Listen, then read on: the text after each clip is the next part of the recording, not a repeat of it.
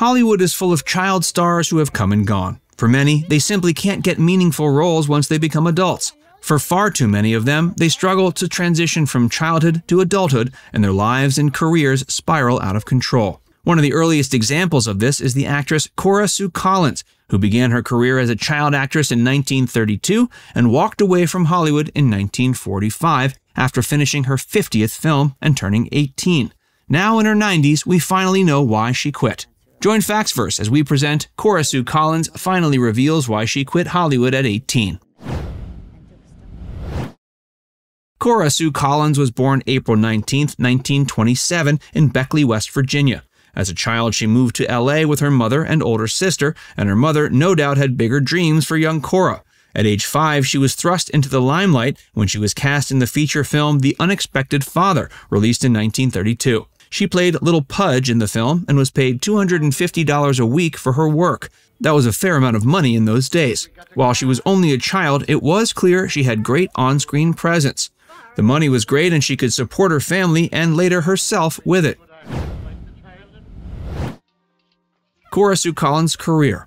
While perhaps only cinephiles and film historians might know about her today, she's arguably one of the most successful child actresses in Hollywood history. She came of age as talking pictures were becoming popular and the golden age of Hollywood was born. The Unexpected Father, a romantic comedy, was followed by Smilin' Through, a pre-code romantic drama film. She had a very small role playing the younger version of the character Kathleen, played by Norma Shearer. Her role was small and went uncredited, but she still managed to get offers for other roles. It was clear she'd made a great impression on this burgeoning industry. Hollywood was becoming the now famous institution we know, and going to the cinema was a huge part of American life. And the children seen on screen almost became part of the family, as if Americans were seeing their own kids on the screen. Such was the case with Cora Sue. She had 3 other film releases in 1932.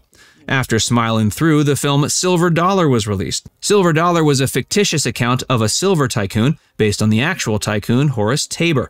It starred Edward G. Robinson and little Cora Sue Collins, who was now used to acting alongside some of the biggest stars in Hollywood. Her role, once again, was small, but she was in a hit film, so this was enough for her to be an in-demand actress. Silver Dollar was followed by a comedy called They Just Had to Get Married. She played Rosalie and was once again part of a great ensemble cast. Her final film of the year was The Strange Case of Clara Dean. This was a crime and drama film, and she played a child version of the character Nancy Dean.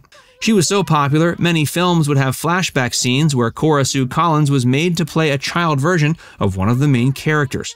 1933 was an even better year. Her roles once again this year were mostly playing younger versions of main characters. Her films released in 1933 were Picture Snatcher, Jenny Gerhardt, Torch Singer, The Prize Fighter and the Lady, The Sin of Nora Moran, and Queen Christina. The offers kept coming in, and with each year the number of films she appeared in also increased. Within the first 2 years, she had appeared in 10 films and was only 6. The bulk of her films were released in 1934 and 35. She continued to act every year except for a break in 1937 and a 2-year gap in 1943 and 44. The final year of her career was in 45 when she acted in 3 films. She was now 18 and was no longer a child actress, but still got a few roles. She had one uncredited role in the film Roughly Speaking, but her notable roles that year were the films Youth on Trial and Weekend at the Waldorf, which was her final film.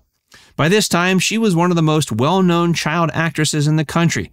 In 1942, 3 years earlier, she had appeared as herself in a film called Johnny Doughboy. While she wasn't working in as many films, she still had a consistent career. It seemed she had managed to find great work even as she became a teen and eventually adult. And yet, after turning 18 and appearing in 3 films in 1945, she called it quits. Cora Sue Collins reveals why she quit Hollywood. Now in her 90s, the average film fan isn't aware of Cora Sue Collins. Perhaps only the discerning cinephile and film historians wondered what happened to her after 1945. But in 2020, she broke her silence. Cora Sue Collins finally revealed why she quit Hollywood at age 18.